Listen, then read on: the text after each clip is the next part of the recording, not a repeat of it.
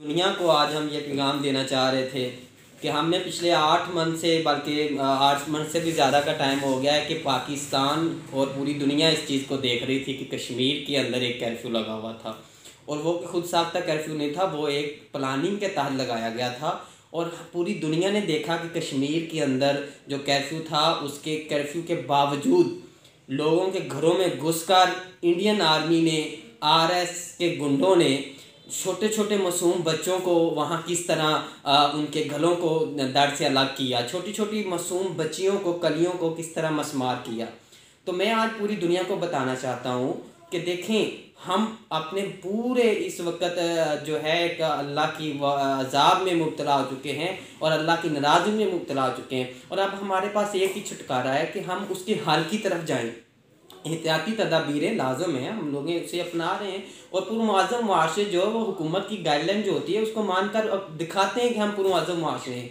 और पाकिस्तान भी इसमें अल्हम्दुलिल्लाह, पूरे पाकिस्तान में हम देख रहे हैं कि एक अच्छा रिस्पॉन्स हुकूमत को मिल रहा है। और पहली दफ़ा हुआ है कि अपोजिशन और तमाम तर पॉलिटिकल पार्टीज़, तमाम तर इस्लामिक इज़म पे जो लोग काम कर रहे हैं, वो सोशलिज़म, तमाम एक हैं कि हमने इस वबा से निकलना है, उसके बाद देखेंगे कि क्या होता है।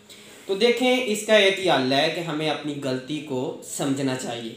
हमें ये देखना है कि हमारी गलती क्या थी, हम कहाँ पे गलत थे कि जो अल्लाह की नाराज़गी इतनी ज़्यादा आगे निकलती चली जा रही है। और अल्लाह को हमने राज़ी भी करना है। अब उसका एक ही हल है, एक तो हम अल्लाह से माफ़ी वाला मामला करें, जो कर रहे हैं, मज़ीद इसको तेज़ करें।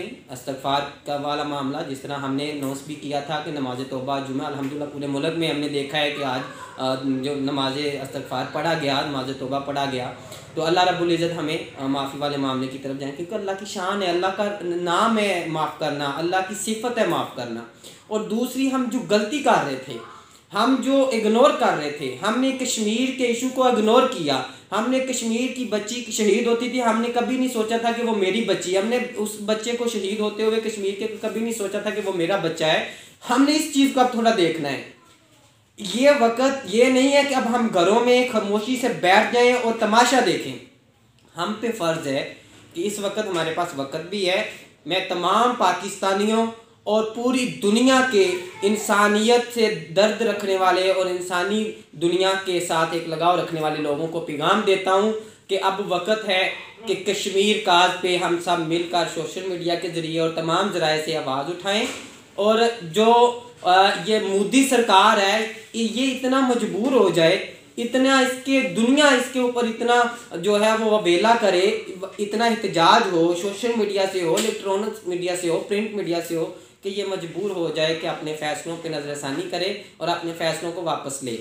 तो अगर हम खामोशी का रोज़ा रखते हैं, हम खामोशी का रोज़ा नहीं तोड़ेंगे, हम आज भी नहीं बोलेंगे, हम नफ्सा नफ्सी के आलम में अपने आप की फ़िक्र करेंगे, अपनी गलतियों को नहीं देखेंगे, तो ये अज़ाब, मुझे डर है, मुझे खदशा है, मुझे ख़तरा है कि आगे बढ़ता नज़र आ रहा है। देखें, इस वक्त अमेरिका हज़ारों जाने वहाँ जा चुकी है, मवात हो गई, स्पेन के अंदर होगी, फ़लस्तीन के अंदर, आप इटली के अंदर देखें, इटली का क्या हाल है, चाइना का क्या हाल है, पाकिस्तान भी उसी तरफ जा रहा है। तो वक्त है कि हमें अपनी गलतियों को सुधारना है और हमें नबी सल्लल्लाहु अलैहि वसल्लम के उस्वा को अपनाना है। और इस वक्त मैं पाकिस्तानी क़यादत से भी कहता हूँ, मैं वज़ीर आज़म इमरान खान साहब से भी कहता हूँ कि आप थोड़ा सा इस्लामी जमहूरिया का भी जो इज़्म है वो दुनिया के सामने रखें, कि हमें पता चले कि हम एक इस्लामी मुल्क के अंदर हैं और हमारा ये मुल्क जो है ये मुजाहिदीन का मुल्क है। और आप थोड़ा सा इस चीज़ को कश्मीर इशू को करें। मैं इस पे खराज तहसीन पेश करता हूँ चौधरी परवेज़ लाई साहब को, कि उन्होंने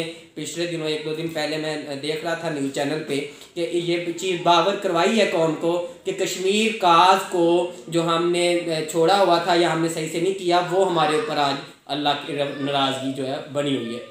तो इसको थोड़ा सा हमें लेना चाहिए। तो मैं सबसे ये इल्तमास करता हूँ कि आइए हम सब मिलकर इसको ज़्यादा से ज़्यादा करें। बहुत शुक्रिया।